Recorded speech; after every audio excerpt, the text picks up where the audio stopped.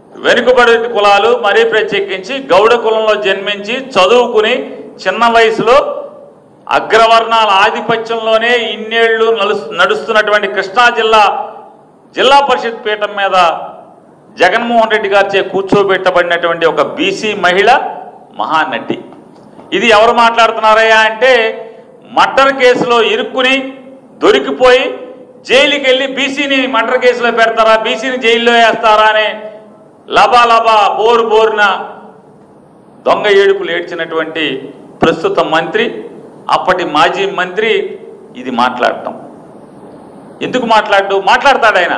ఎందుకు మాట్లాడతాడంటే వేమిరెడ్డి ప్రశాంత్ రెడ్డి గారి అమ్మగారి యొక్క ఎలా మహాతల్లి అయిందంటే కొల్లు రవీంద్ర గారికి వాళ్ళ భర్త గారు చుట్టూ ఉండేటువంటి మనుషులు జిల్లాలో ఎవరిని కూడా ఏ క్వార్ట్స్ మైన్ ఓనర్ని కూడా క్వార్ట్స్ని మైనింగ్ చేయనివ్వకుండా, ఎక్స్పోర్ట్ చేయనివ్వకుండా కేవలం ఎంపీ గారు అంటే ప్రశాంత్ రెడ్డి గారు వాళ్ళ కుటుంబం మాత్రమే ఎక్స్పోర్ట్ చేయాలి, మైనింగ్ వాళ్ళే చేయాలి. ఎవడు చేసినా ఆ క్వార్ట్స్ తెచ్చి వీళ్ళకే అమ్మాలి, వీళ్ళ ద్వారా ఎక్స్పోర్ట్ చేయాలి.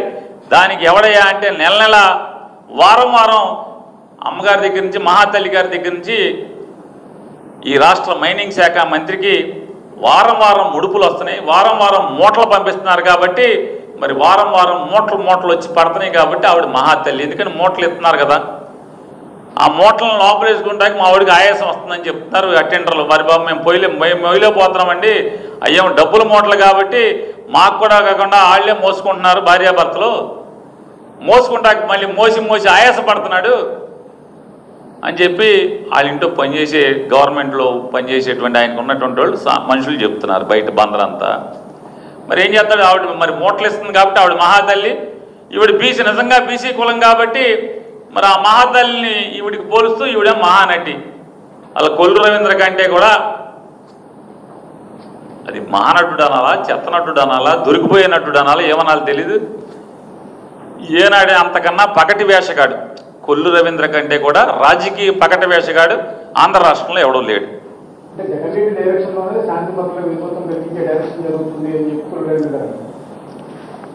ఏమండి 11 ఛానల్స్, 2 పేపర్లు, తద్వారా మీడియా మీద బతికేటువంటి రాజకీయ పార్టీ ఆడదు కాబట్టి ఆడకు కావాలి ఆ డైరెక్షన్ ఈ డైరెక్షన్. గుడివాళ్ళ నియోజకవర్గంలో మీటింగు, ఎవరిని అప్పుడు వాళ్ళందరినీ గంజాయి తాగిచ్చి బ్రాందీ తాగిచ్చి ఎవరు నుంచోబెట్టారు? మేమా? జగన్మోహన్ రెడ్డి గారు నుంచోబెట్టారా? లేదా గుడివాడ ఎమ్మెల్యేకి డైరెక్షన్ జగన్ గారు ఇచ్చాడా? వాళ్ళందరినీ అక్కడ దారి కాయండిరా, కొడాలి నాని కన్వెన్షన్లో వైఎస్ఆర్ కాంగ్రెస్ పార్టీ మీటింగ్ జరుగుతుంది, ఆ మీటింగ్కి వెళ్ళే దారి కాసి మీరందరూ బాగా తాగి గంజాయి తాగి బ్రాందీ తాగి కర్రలో రాడ్లు ఉచ్చుకుని కొట్టండి అని జగన్ గారు డైరెక్షన్ ఇచ్చాడా? ఎవరు నుంచున్నారు? వాళ్ళు ఎందుకు నుంచున్నారు?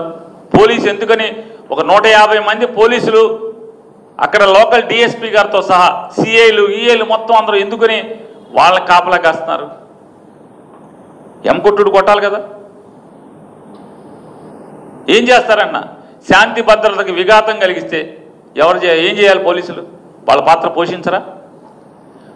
గుడివాడ నియోజకవర్గానికి సంబంధించినటువంటి గొడ్లవలేరు జెడ్పీటీసీగా ఎన్నికైనటువంటి జిల్లా పరిషత్ చైర్మన్ ఉప్పాల హారిక, ఆవిడ ఆ మీటింగ్కి వెళ్లకుండా ఏమి వెళ్తుంది? ఎందుకు వెళ్ళింది?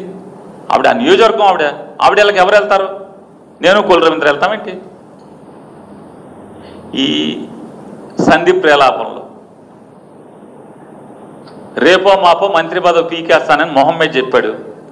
ఆంధ్రజ్యోతి రాధాకృష్ణ గారు రాశాడు, అమ్మో అసలు ఈడు అవినీతి చల్లకుండా ఈడు ఆఫీసులో దోసేస్తున్నారని చెప్పని ఐటెంల మీద ఐటెంలు రాస్తే చివరికి సీఎం ఆఫీస్ వాళ్ళు నిన్ను పీకమంటావా, నీ దగ్గర నీ మూటలు మోస్తున్న ఓఎస్డీకి అంటే కలెక్షన్ లంచాలు కొడతా, నీ తరపున బేరాలాడి లంచాలు లాగుతున్న ఓఎస్డీని పీకుతావా అని చెప్పి డైరెక్ట్గా వాళ్ళే పీకి ఆర్డర్ చేతిలో పెట్టారు. ముందు ఓఎస్డీ గారిని పెట్టారు, రేపో మాపో ఈయన పీకి ఇతను పీకి ఆర్డర్ చేతిలో పెడతారు. అంటే మంత్రి పదవి ఊడిపోతున్నటువంటి కాపాడుకునే సందీప్ ప్రేలాపంలో ఉచ్చం నీచం మర్చిపోయి మూటలప్పు చెబుతున్నాడు. ఆవిడేమో మహాతల్లి, సాటి కులస్తురాలు, వెనకబడిన కులస్తురాలు, బాగా నీకన్నా బాగా చదువుకుని దొంగ సర్టిఫికెట్లు కాకుండా, కరస్పాండెన్స్ కోర్సులో దొంగ సర్టిఫికెట్లు కాకుండా నిజాయితీగా నికార్సుగా కాలేజీకి వెళ్ళి చదివినటువంటి ఆవిడ నీకు మహానటిలా కనపడుతుంది. సార్, ఈ రాష్ట్ర ప్రభుత్వం నడిపేటువంటిది 13 మాసాలుగా తప్పుడు కేసుల ప్రభుత్వం. ఇచ్చిన మాటలు కానీ, ఎన్నికల హామీలు కానీ, మేనిఫెస్టో కానీ, ఈ రాష్ట్రానికి కావలసినటువంటి అభివృద్ధి కానీ వాళ్ళకి పట్టదు. కేవలం ఎర్ర బుక్కు పరిపాలన, ఎర్ర పుస్తకాల్లో ఏం రాసుకున్నారు, ఇంకా ఖాళీ పేజీలు ఉంటే కొత్తగా ఏమి రాయాలి, ఎవడి పేరు రాయాలి, వైఎస్ఆర్ కాంగ్రెస్ పార్టీలో ఎవడు క్రియాశీలకంగా ఉంటున్నాడు, ఆ నెలలో ఈ కేసులో ఇరికించాలి. వాళ్ళ ఫోకస్ ఎప్పుడు ఎక్కడుంది?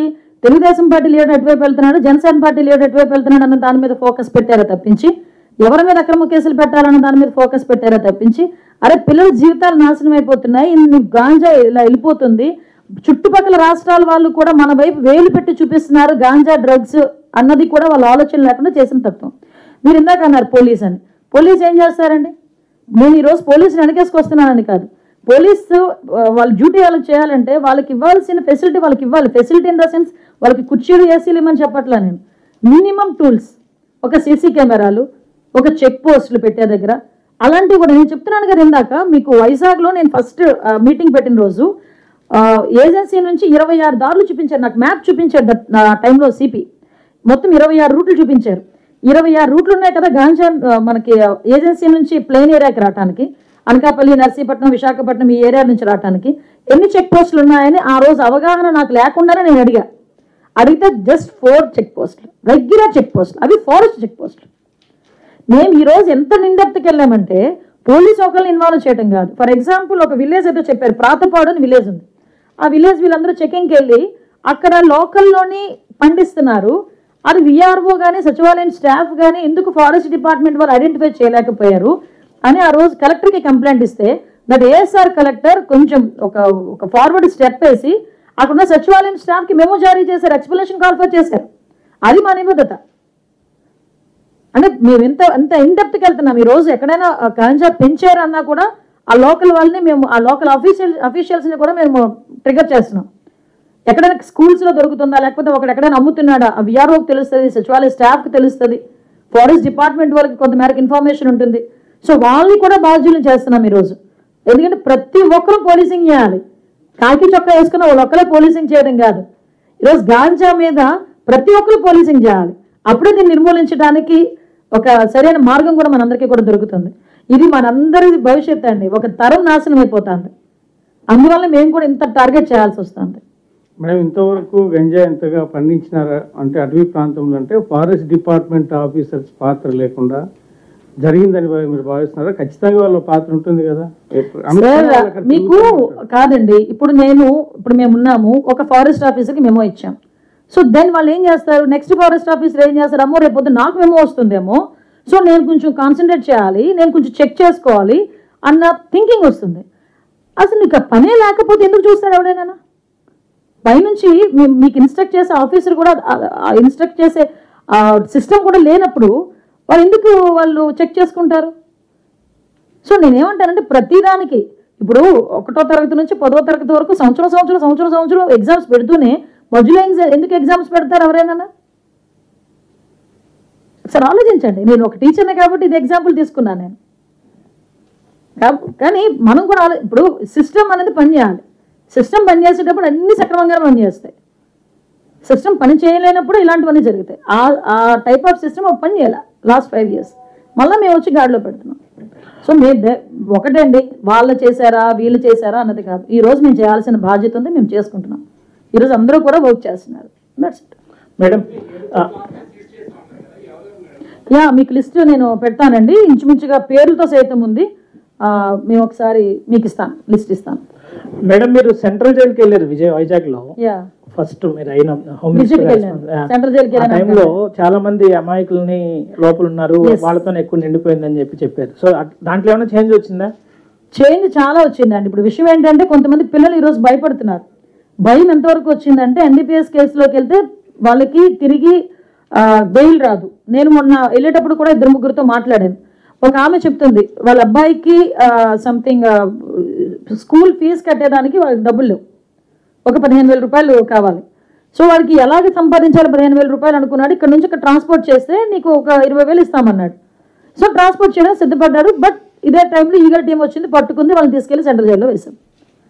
అబ్బాయి భవిష్యత్తు, నేను సెంట్రల్ జైలు విజిట్ చేసినప్పుడు అరౌండ్ 2,000 మెంబర్స్ ప్రిజనర్స్ ఉంటే అందులోని అరౌండ్ రిమాండ్ ఖైదీలు ఒక 1,000 to 1,200 మంది రిమాండ్ ఖైదీలు ఉంటే 700 ఓన్లీ గాంజా కేసులు, 700 to 800. అందులో 500 ఏజ్ గ్రూప్ 19 నుంచి 23 ఏజ్ గ్రూప్. నేను వాళ్ళ దగ్గరికి వెళ్ళి ఎన్ని రోజుల నుంచి ఉన్నావు అని అడిగాను. నేను అమ్మ సంవత్సరం అయింది. అదేంటి బెయిల్ రాలేదా? బెయిల్ ఇచ్చే వాళ్ళు ఎవరు లేరమ్మా మాకు. అదే బెయిల్ ఆటోమేటిక్గా రాదండి. పక్కన జైల్లో చెప్తున్నాడు రాదండి. ఏదైనా వాళ్ళు ప్రాపర్టీ షూరిటీ పెట్టాలి. ప్రాపర్టీ నేను ఇలా చూసాను అబ్బాయి వైపు. ఆ అబ్బాయి నా వైపు చూసి ఏమన్నాడు తెలుసా? ఆ ప్రాపర్టీ ఉంటే మేము ఎందుకు ఈ పని చేస్తాం మేడం. నిజమే కదా. సో దాని గురించేనే ఈరోజు అక్కడ ప్రిజన్లో కాదండి, హోమ్లో దట్ అది గాంజా బేస్ కాదండి. అక్కడికి వెళ్ళే ఆడపిల్లలు కూడా ఎలా ఉంటారంటే మానసికంగా కొంచెం ఇబ్బంది పడే మనుషులు ఉంటారు. ఎందుకంటే కొంతమంది రేప్ వాళ్ళు విక్టిమ్స్ ఉంటారు, చచ్చిపోయారు అందరూ కూడా. మళ్ళీ ఈరోజు మేము వచ్చిన దగ్గర నుంచి అరకు కాఫీ మీద బ్రాండింగ్ మీద దృష్టి పెట్టాం, దానికి కల్టివేషన్ మీద దృష్టి పెట్టాం, ప్రాసెసింగ్ మీద దృష్టి పెట్టాం. గిరిజనులకి ఎన్ని కావాలంటే అన్ని ఈరోజు ఇవ్వడానికి సిద్ధంగా ఉన్నాం. ఆల్టర్నేటివ్ క్రాప్స్ కానీ నేను చెప్తున్నాను కదా, 3 సంవత్సరాలు సిల్వర్ ఓక్ పెరగడానికి, మళ్ళీ తిరిగి ఏంటి మాకు రిటర్న్స్ ఎలాగా, వాటికి పెంచడానికి వాటి అన్నిటికీ డబ్బులు అయితే ఇస్తారు మా పొట్టకుటికి. సో మేము ఇంటర్ క్రాప్స్ని కూడా మేము మోటివేట్ చేస్తున్నాం. 3 monthsకి 4 monthsకి వచ్చే క్రాప్, అది కూడా డైరెక్ట్గా గవర్నమెంట్ వెళ్ళి కొనుక్కునే పరిస్థితుల్లో ఈరోజు కొన్ని ఎన్జిఓస్ ఆర్గనైజేషన్స్ ముందుకు వస్తున్నాయి అవి కొనుక్కోవడానికి. సార్ ఒకటేంటంటే చిత్తశుద్ధితో పనిచేస్తున్నాం. నేను ఫస్ట్ వర్డ్ మేము చెప్తున్నా, గౌరవ ముఖ్యమంత్రి గారు ఒక యజ్ఞంలో పనిచేస్తున్నారు. ఆయనతో పాటు మేము కూడా అంతే చిత్తశుద్ధితో మేము అందరం వర్క్ చేస్తున్నాం. మా అదృష్టం కూడా ఏంటంటే ఒక మంచి టీమ్ లీడర్ ఈగల్కి. సో హ్యాపీగా ముందుకెళ్తుంది, అందరూ సహకరించండి.